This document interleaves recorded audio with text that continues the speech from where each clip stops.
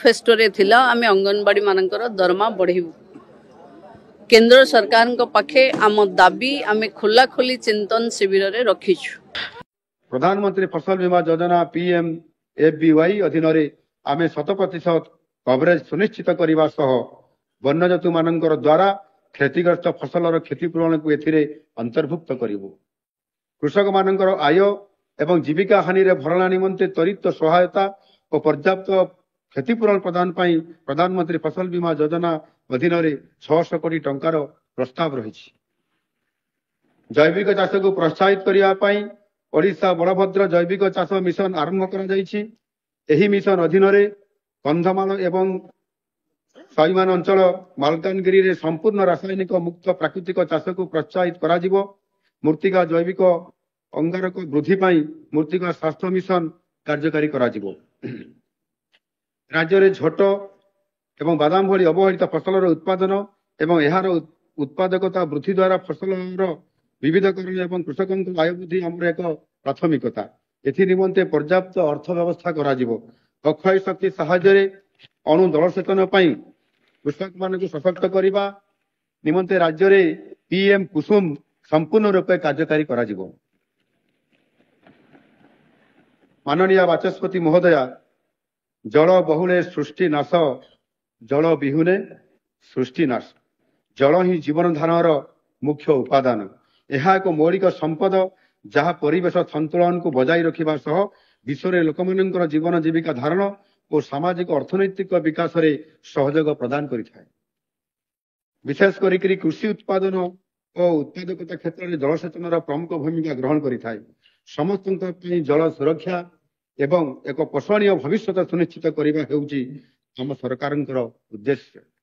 एथिपाई चलित वर्ष जल संपद विभाग निमंते व्यय बराद को आमे प्राय 25% वृद्धि करिछु, जहा द्वारा जल संपद भित्तिभूमि निर्माण सह जलर सर्वोत्तम परिचालना और यार उपयुक्त बंटन, जल संरक्षण दक्षता, बन्या और जल प्रवाह रियल टाइम मॉनिटरिंग एवं राज्यर सार्वजनीन विकास तथा अभिवृद्धि को प्राथमिकता दिया जिवो।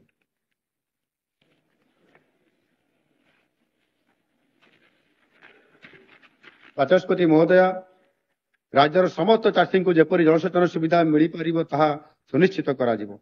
चाषी मानकर आवश्यकता को पूरण करने चलित आर्थिक वर्ष नवरंगपुर उठा जलसेचन प्रकल्प, नवरंगपुर जिलार तुरी गुंटा जलसेचन प्रकल्प, सुवर्णरेखा जलसेचन प्रकल्प, मयूरभंज जिलार द्वितीय पर्याय फेज 2 प्रकल्प, मयूरभंज जिलार खैरी बंधन ब्यारेज प्रकल्प, सांदुल ब्यारेज प्रकल्पर UGPL बंटन व्यवस्था, गजपति जिलार छेड़ीगढ़ डैम, गजपति जिलार नुआगां ब्यारेज प्रकल्प, गंजाम जिलार जानीभिली ब्यारेज प्रकल्प, मयूरभंज जिलार सोनो और बांकोतीरा ब्यारेज प्रकल्प, हाडुआ जलसेचन प्रकल्पर हाडुआ डैम और UGPL वितरण व्यवस्था भली बृहत और मध्यम जलसेचन प्रकल्प गुड़ी को कार्यकारी करने निमित्त काम हाथ को निया जाइछि। एथि निमंते बजेट रे मोट 3352 कोटी टंकार व्यय बराद करा जाइछि। जलर क्रमागत चाहिदा को पूरण करिया पाई नयागढ़ जिलार मृतंग जलसेचन प्रकल्प, गंजाम जिलार पिपलपंक डैम प्रकल्प, बलांगीर जिलार लांथ मध्यम जलसेचन प्रकल्प, अनुगुल जिलार समाकई ब्यारेज प्रकल्प, बरगढ़ जिलार 3टी और नुआपड़ा जिलार 7टी बृहत उठा जलसेचन प्रकल्प, कलाहांडी जिलार 3टी और नुआपड़ा जिलार 2टी MIP, कलाहांडी, बलांगीर, बरगढ़ और नुआगड़ा जिलार 365टी गोष्ठी उठा जलसेचन प्रकल्प और 11,886टी गभीर नलकूप भली नूतन जलसेचन प्रकल्प गुड़ी को आरंभ करने प्रक्रिया त्वरान्वित करा जाइछि। बाचस्पति महोदया, जल संपदर विकास केवल जल जोगान वृद्धि करने नुहे बरं जलवायु परिवर्तन, जनसंख्या वृद्धि, प्रदूषण एवं दिनक दिन बढ़ुवा जलर चाहिदा बढ़ी आह्वान मुकाबला करी एथिरे स्थायित्व, समानता एवं स्थिरता सुनिश्चित करिबारे मध्य यह गुरुत्वपूर्ण भूमिका ग्रहण करिथाय। समस्तक पई पर्याप्त जल सुरक्षित रखी एक स्थायी भविष्य गढ़ी तोलिबा दिगरे आमे उल्लेखनीय पदक्षेप नौछु। चलित वर्षर बजेट रे कृषि शिल्प घरोई व्यवहार बन्या सुरक्षा शक्ति उत्पादन एवं परिवेश समेत विभिन्न उद्देश्य रे जल उपयोग बंटनर एवं परिचालना ପାଇଁ व्यापक कार्यकलाप अंतर्भुक्त रही। हीराकुद जलसेचांचल 60 वर्ष पूर्व तैयारी होइतिला। हीराकुदर मुख्य वितरणकारी स्रोत गुड़िकरू तथा शाखा नदी गुड़िकरू बाहरी किछि नाली एवं जराजीर्ण अवस्था अच्छी।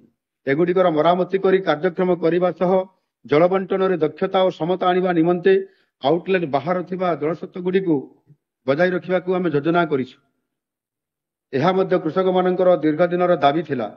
डैम ब्यारेज एवं इन स्ट्रीम स्टोरेज स्ट्रक्चर गुड़िकर आवश्यक वैषयिक उन्नति आनी एहार गेट को सीधा नियंत्रण गृह किंवा कार्यालय परिचालन करने बजेट रे प्राथमिकता दिया जाइछि।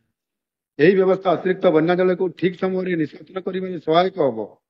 जलर संरक्षण तथा उपयुक्त को सुदृढ़ करने आम सरकार गेट विहीन डैम गुड़िक स्वयंचालित गेट जोगाइबा उपर गुरुत्व आरोप करिसेंति। आमर चिन्हित प्राथमिकता अनुसार महानदीर नवीकरण पर एक वैषयिक कमिटी गठन करा जाइछि।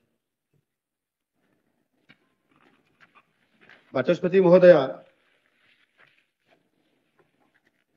200 कोटी टंका व्यय रे पर्याप्त पुराना डैम गुड़िकर निरंतर तदारक एवं रक्षणाबेक्षण पर डैम सुरक्षा एवं उन्नतीकरण योजना को 2024-25 रु 2028-29 पर्यंत कार्यकारी करने आम लक्ष्य रखीछु। चलित आर्थिक वर्ष रे 2,28,685 हेक्टर आयकट अंचल को सेचाधीन करने को लक्ष्य रखा जाइछि। आम व्यापक बन्या नियंत्रण और परिचालना 710 कोटी टंका व्यय बराद प्रस्ताव रखीछु। बन्या प्रवण जिला गुड़िक सामग्रिक बन्या परिचालना विपर्यय प्रतिरोधी लुणीबंध निर्माण करी उपकूल अंचल चिरस्थायी सुरक्षा बन्या बंधर उच्चता वृद्धि और दृढ़ीकरण जिओ वाटर बन्या पूर्वानुमान मॉडल को कार्यक्रम करने एक नीति प्रस्तुत करा जाउछि।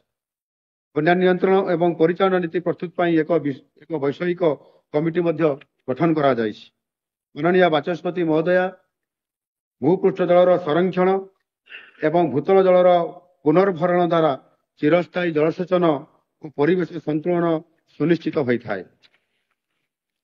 जल संरक्षण पर त्वरित उद्यम स्वरूप इन स्ट्रीम स्टोरेज स्ट्रक्चर डैम और ब्यारेज निर्माण तथा सबु विभाग मानक सामग्रिक जलाशय परिचालना कार्य को सर्वाधिक गुरुत्व दि जाउछि। यही प्रकल्प गुड़ी को आगे नापी इन स्ट्रीम स्टोरेज स्ट्रक्चर योजना अधीन 2024-25 आर्थिक वर्ष पर 814 कोटी टंकार प्रस्ताव रखा जाइछि। बाचस्पति महोदया पार्वतीगिरी बृहत उठा जलसेचन प्रकल्प जरिए खरीफ ऋतु में जलसेचन उपरमुंड अंचल चाषी दाबी को दृष्टि में रखी बजेट में 1,125 कोटी टंकार प्रस्ताव रही। बृहत और मध्यम जलसेचन व्यतीत क्षुद्र जलसेचन जल संरक्षण एवं सप्लीमेंटारी जलसेचन में गुरुत्वपूर्ण भूमिका रही है।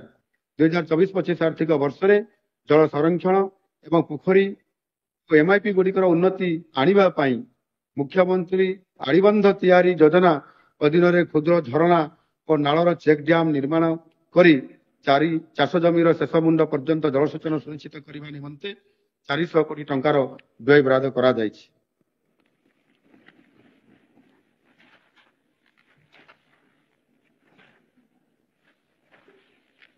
बाचस्पति महोदया चाषी भाई भौणी आरंभ कर अभूतपूर्व उत्साह आधार में मरुड़ी प्रवण अंचल उठा जलसेचन को गुरुत्व दि जाउछि।